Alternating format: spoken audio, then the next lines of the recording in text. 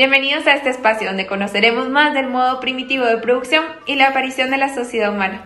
Para iniciar es importante que conozcamos que la humanidad existe desde hace cerca de 1 millón de años y la mayor parte de este periodo corresponde a la época del régimen primitivo. La época del régimen de la comunidad primitiva se divide en 2 partes importantes, es decir, la fase pregentilicia y la fase gentilicia. La etapa inicial del régimen primitivo fue la fase pregentilicia.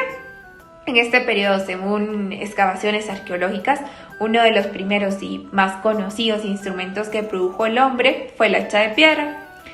El mayor progreso durante esta etapa fue el descubrimiento del fuego. Ahora bien, cuando hablamos de la etapa del régimen gentilicio, el acontecimiento más notable del periodo fue la invención del arco y la flecha. En este periodo aparecen los primeros medios de locomoción, lo que hoy conocemos como carros, ruedas, trineos y barcas. Durante la primera etapa del régimen gentilicio, la mujer se ocupaba de múltiples puestos en la sociedad. Se encargaba de reunir y preparar alimentos, incluso dirigir la economía de las comunidades enteras, cargo que posteriormente sería sustituido por el hombre, es decir, por el patriarcado. Hola, continuando con esta parte del recorrido, nos encontramos que la civilización comienza a realizar pequeñas comunidades en las cuales busca satisfacer lo que son sus necesidades básicas, siendo el alimento y siendo un techo. Dentro de esas necesidades básicas nos podemos encontrar que comienzan a generar parte de la producción, donde ellos se topan con la ganadería de lo que es la agricultura. Dentro de estas partes de la producción, ellos comienzan a generar excesos, lo que les permite a ellos realizar trueques con otras comunidades o otras sociedades un poco más grandes, que les permite a ellos la oportunidad de crear ciudades, las cuales busca utilizar a los varones mucho más ágiles, sanos, para poder trabajar la tierra, donde ellos crean sus alimentos. Acá ellos utilizan mucho las herramientas de piedra, pero se topan con los metales.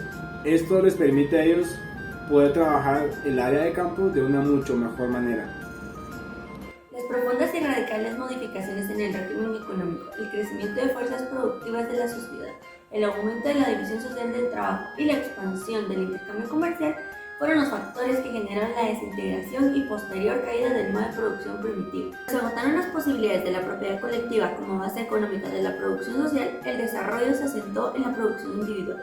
Debido a esto y a la creciente división del trabajo, requerían una forma de relaciones que estimulara el interés material de los individuos por perfeccionar los instrumentos de trabajo y por aumentar la producción. Fue así como se constituyó la propiedad privada. La conversión del suelo en propiedad privada consolidó el predominio de la misma, ya que la tierra era el principal medio de producción. Es así como surge la esclavitud, que también fue determinada por el aumento de la producción social, la división de la jornada de trabajo y del producto de excedentes, que fueron creando las premisas para la explotación del hombre por el hombre, teniendo así una obtención mayor de la cantidad de productos. Es así como nace del resultado de la desintegración del régimen comunal primitivo, la esclavitud. De ella podemos decir que su base fundamental económica es la propiedad privada. Lo que constituyó la tercera división del trabajo fue la segregación de los mercaderes, aislados de la producción y dedicados por completo a las transacciones del mercado al comercio. El estado esclavista es aquel donde la población se divide en hombres libres y esclavos. Los esclavistas u hombres libres gozan de todos los derechos cívicos, políticos y patrimoniales que los esclavos no. Entre las ramas de producción de bienes materiales podemos encontrar la agricultura, ganadería, oficios, división de trabajo y el uso de materiales metálicos. La forma de organización de los esclavos es una cooperación simple, es decir, un grupo de esclavos bajo el dominio esclavista. Entre las formas de trabajo de los productores podemos encontrar 2, la forma de trabajo de los esclavos y la de los pequeños proletarios, campesinos, etc. La propiedad o distribución de la tierra consistía de la siguiente manera.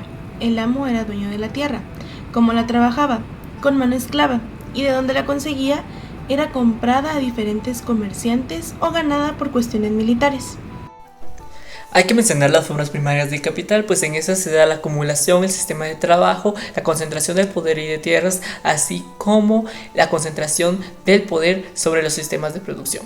Bueno, también hay que mencionar acá las clases fundamentales porque cada sistema tiene una clase. Por ejemplo, el sistema esclavista tiene a los esclavistas y a los esclavos. El sistema feudal tiene a los terratenientes y a los campesinos. Y el sistema capitalista tiene a los capitalistas o dueños, mientras que se encuentra el proletariado y los trabajadores. En estas se encuentran las leyes también. La ley de la población de la sociedad primitiva decía que todo trabajo se tenía que dar para sí y solamente para el bien de la sociedad. Sin embargo, la ley económica fundamentalista de esclavista dice que lo que trabajaban los esclavos se tenía que dar para los esclavizadores, mientras que la ley específica de la distribución dice que todo tiene que ser a favor de la comunidad, o sea, de la sociedad.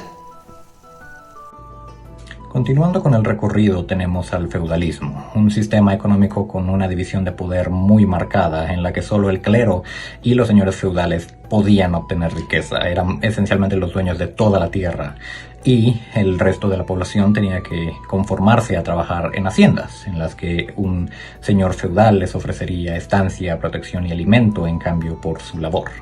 Aunque, por supuesto, estas relaciones no eran necesariamente justas y no era poco común que los señores feudales encontraran formas de aprovecharse de sus campesinos y obreros. El feudalismo se mantuvo relevante por un largo periodo de tiempo, duró más de 1000 años en Europa occidental, y generalmente a la época feudal se le suele llamar Edad Media. Para continuar con el recorrido en el museo, vamos a hablar de la dependencia personal que existía entre el señor feudal y el siervo.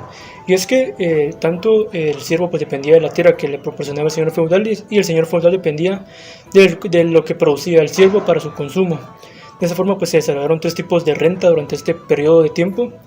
El primero de ellos pues, es la prestación personal, donde el siervo pagaba con ciertos días de la semana trabajando directamente para el señor feudal y el resto de tiempo ya lo podía producir para su propio consumo. La siguiente forma fue la renta en especie, donde todo lo que producía el siervo, tanto en ganado como en cultivos, una parte era para él y la otra para el señor feudal.